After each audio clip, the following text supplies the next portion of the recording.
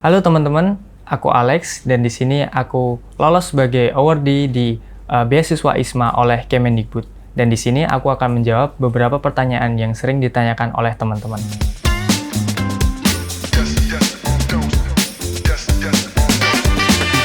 Yang pertama, gimana sih ceritanya sampai nemu info soal beasiswa ISMA? Apa yang bikin kamu tertarik buat daftar? Sebenarnya beasiswa ISMA sendiri tahu pertama kali dari teman-teman dan juga kakak tingkat yang kebetulan lolos sebagai awardee juga. Dan juga yang bikin aku tertarik untuk daftar beasiswa ini karena beasiswa ini menawarkan dukungan finansial secara penuh, berbeda dengan beasiswa lain yang mungkin hanya parsial atau sebagian yang dibiayai. Tetapi di beasiswa ISMA ini semua dibiayai oleh pemerintah, yaitu khususnya dari Kemendikbud. Jadi di sini biaya seperti kebutuhan hidup, SPP, dan juga kebutuhan yang lainnya sudah di-cover oleh pemerintah. Yang kedua, dokumen apa saja yang diperlukan untuk mendaftar ISMA? Sebenarnya dokumen yang diperlukan lumayan standar, sama seperti beasiswa yang lain. Mungkin yang sangat penting saat ini yaitu untuk mendapatkan sertifikat IELTS ataupun TOEFL untuk S1 dan juga mungkin IELTS, TOEFL, dan TOEIC untuk vokasi. Nah, untuk dokumen lainnya cukup standar seperti mungkin teman-teman perlu mempunyai paspor, KTP, dan juga kebutuhan standar yang lainnya untuk mendaftar beasiswa. Oke, pertanyaan nomor 3. Sebelum daftar beasiswa ISMA, apa saja sih yang udah kamu siapkan?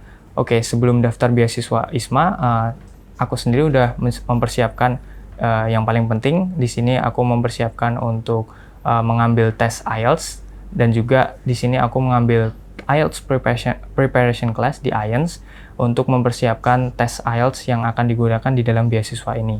Lalu apa saja yang hal lainnya yang disiapkan? Mungkin aku sendiri mempersiapkan untuk penulisan esai yang nanti akan disubmit untuk kebutuhan beasiswa ini. Lalu selebihnya mungkin dokumen-dokumen yang diperlukan untuk pendaftaran beasiswa ini. Nomor 4. Seleksi apa saja yang udah kamu lalui untuk mendapatkan beasiswa ISMA?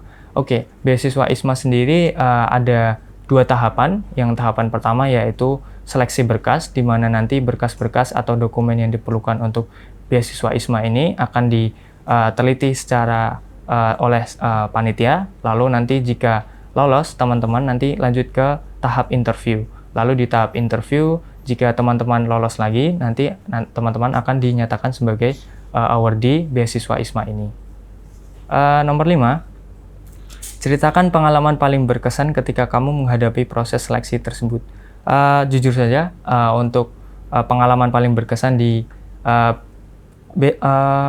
proses seleksi ISMA ini, yaitu di interview, karena memang di dalam interview sendiri sangat out of the box dan unexpected sekali pertanyaan yang diberikan oleh interviewer, karena di sana kita diharapkan menjadi representasi Indonesia di luar negeri nanti. Jadi kita dibiasakan untuk bertemu dengan hal-hal yang memang tidak terduga atau unexpected. Jadi memang pengalaman di dalam interview memang sangat berkesan bagi aku sendiri. Gitu. Oke, nomor 6. Gimana sih cara kamu atur strategi buat hadapin berbagai tes lanjutan beasiswa ISMA? Mungkin kalau dari aku sendiri, strateginya yaitu sesuaikan aja kebutuhan tes atau English proficiency test di universitas yang teman-teman mau targetkan. Lalu disesuaikan juga dengan mungkin teman-teman mengikuti preparation class untuk tes English yang teman-teman akan ambil. Lalu juga mengikuti beberapa webinar di mana dapat membantu teman-teman dalam menyusun esai yang baik dan benar itu seperti apa. Seperti itu mungkin. Yang ketujuh, share dong tips buat teman-teman lain yang ingin mendaftar ISMA. Mungkin sama seperti nomor 6 tadi, jadi mungkin teman-teman bisa menyesuaikan dengan target universitas yang teman-teman ingin targetkan. Lalu dari situ teman-teman bisa menyesuaikan kira-kira dibutuhkan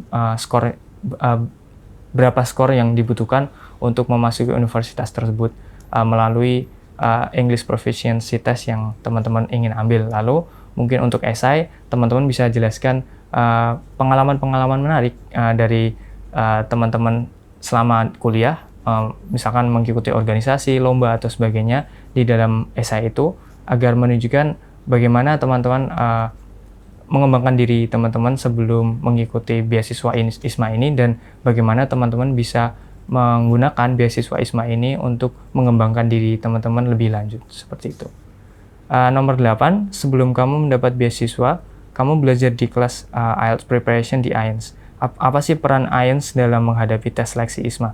Oke, peran IELTS di sini sangat besar, yaitu sangat membantu aku dalam mempersiapkan tes IELTS yang akan aku gunakan dalam beasiswa ini, karena sebelumnya skor IELTS yang pernah aku dapatkan mungkin bagi aku sendiri masih kurang, tetapi setelah mengikuti IELTS Preparation Class di sini, puji Tuhan aku bisa mendapatkan skor yang aku inginkan untuk beasiswa ini.